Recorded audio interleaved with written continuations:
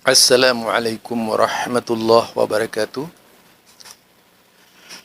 Kembali bersama saya Zulkarnain El-Maduri.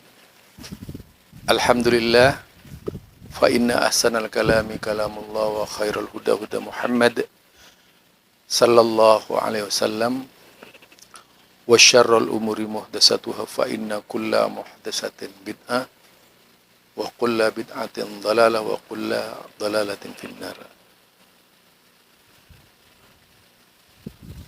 Ij'alni minas salihin.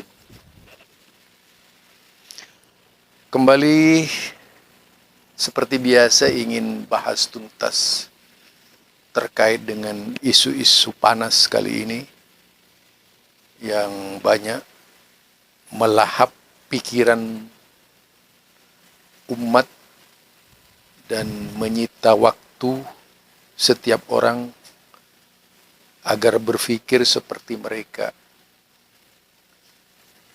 yaitu bagaimana ahlul bid'ah itu ngapusin orang-orang yang disinyalir sebagai kelompok Wahabi. Biasanya mereka ini seperti cacing kepanasan. Kalau sudah mendengar Wahabi menyampaikan dakwah-dakwahnya ya.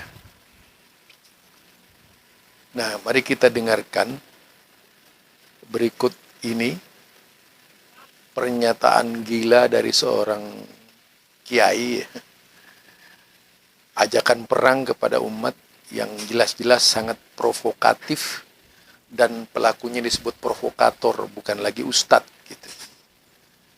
Ya, dia dengan provokasinya melakukan kegiatan provokatif,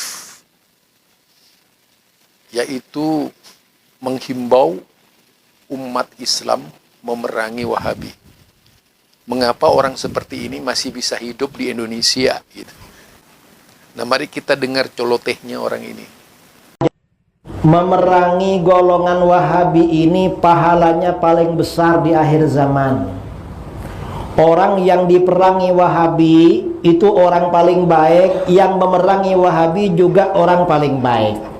Jadi wajib memerangi Wahabi, karena ajaran Wahabi ini ajaran mungkar, ajaran teruk, ajaran buruk, ajaran jelek, wajib diperangi.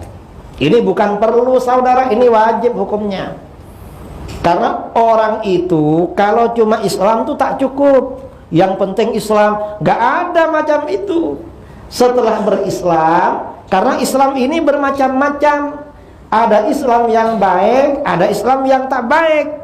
Kita ini wajib mengikuti Islam yang baik, dan tak bagi kita ini tak boleh mengikuti Islam yang tak baik. Wahabi itu Islam yang tak baik. Kita wajib mengikuti Islam Ahlus Sunnah wal Jamaah.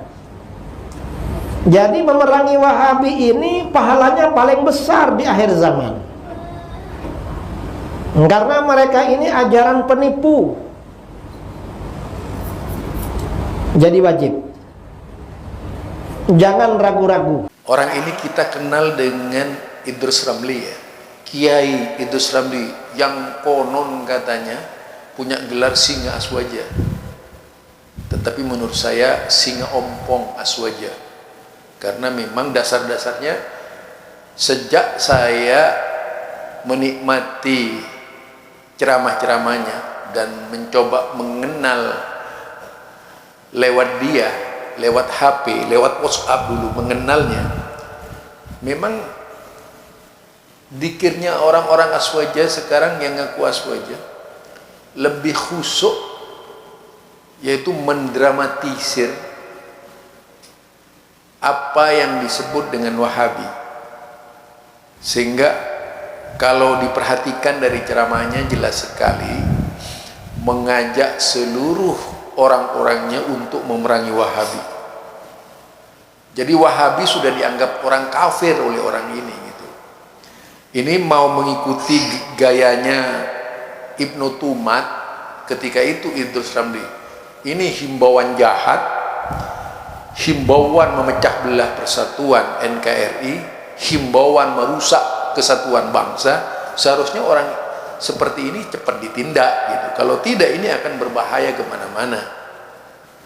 Dari bahasanya saja sangat provokatif, tidak menunjukkan sebagai seorang kiai gitu, tidak menunjukkan sebagai seorang ulama, tapi sengaja ngadu domba siapa saja. Ada orang di Malaysia diadu domba, datang kembali ke Indonesia ngadu domba, kembali lagi ke Malaysia ngadu domba.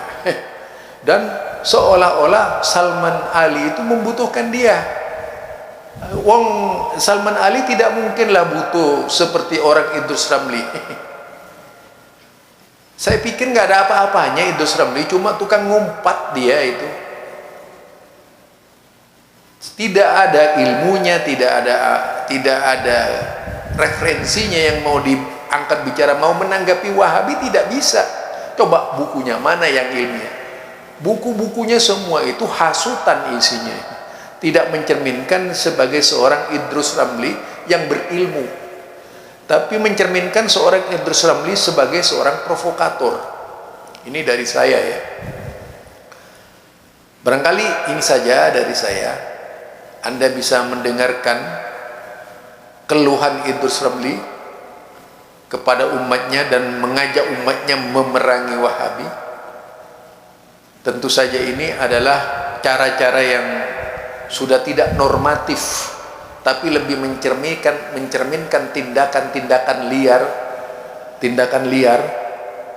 dan tentu saja karena ingin dianggap sebagai seorang tokoh dia, padahal kalau melihat gayanya tidak mencerminkan seorang tokoh.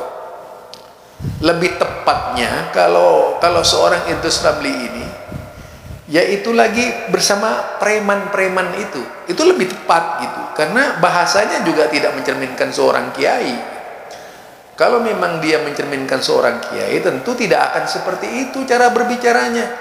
Masa ada orang kiai mengajak umatnya untuk berperang? Kan lucu. Ini lucu-lucuan namanya. Sangat berbahaya sekali orang seperti ini. Mengapa oleh NU dibiarkan orang seperti ini? Toh ini orang yang akan bisa merusak NU. Barangkali ini saja dari saya, tidak terlalu banyak lah menanggapi orang yang hilang akal hilang akal waras. Saya pastikan bahwa orang ini adalah hilang akal warasnya. Kata Rocky Gerung, orang seperti Idrus Ramli ini sudah tidak mampu lagi menggunakan akal sehat,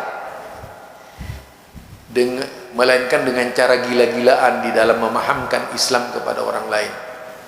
Subhanakallahumma wa bihamdika asyhadu an la ilaha illa anta astaghfiruka wa atubu ilaik.